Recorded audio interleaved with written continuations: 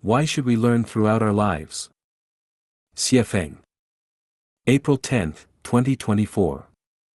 The realm of life is infinite, and the mysteries of the universe are boundless. Different beings have different experiences, and the more advanced the being, the more colorful and wonderful their experiences.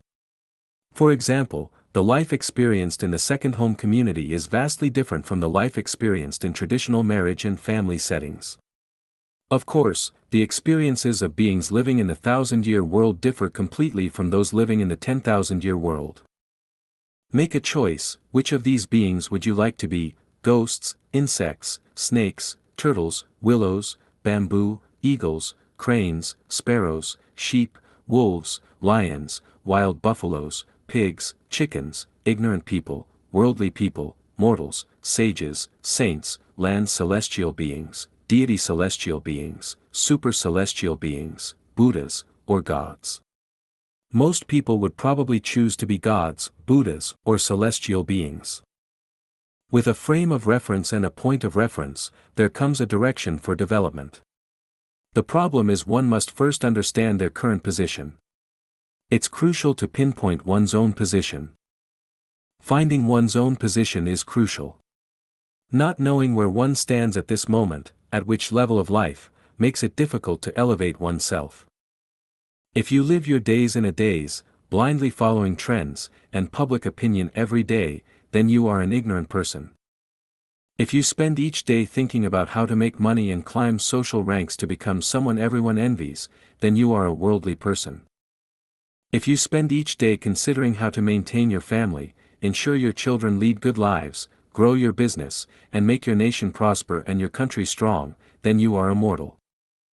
If you can assess the situation, think rationally, but are still bound by forms, then you are a sage.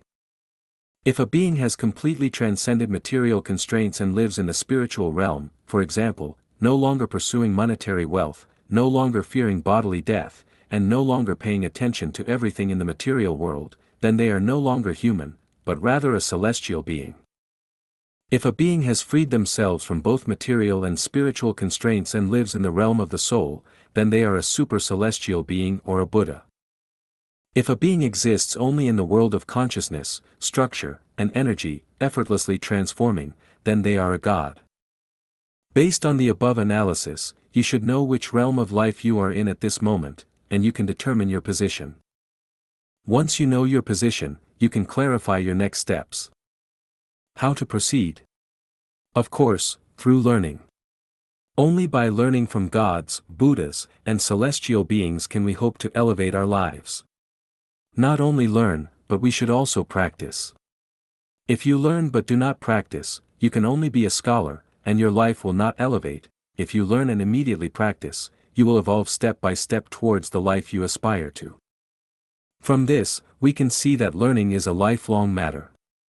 A day in a person's life, whether they are 3 years old, 30 years old, or 300 years old, is the same. What's more important is that the richer the experience, the more feelings and experiences, the more it can trigger one's inspiration.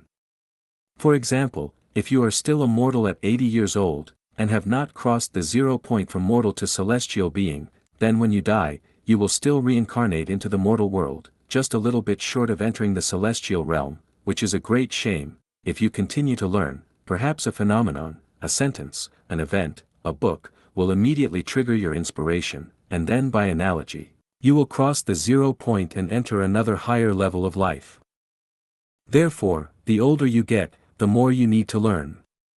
Even if you know you are going to die in the evening, never miss the learning in the morning and afternoon.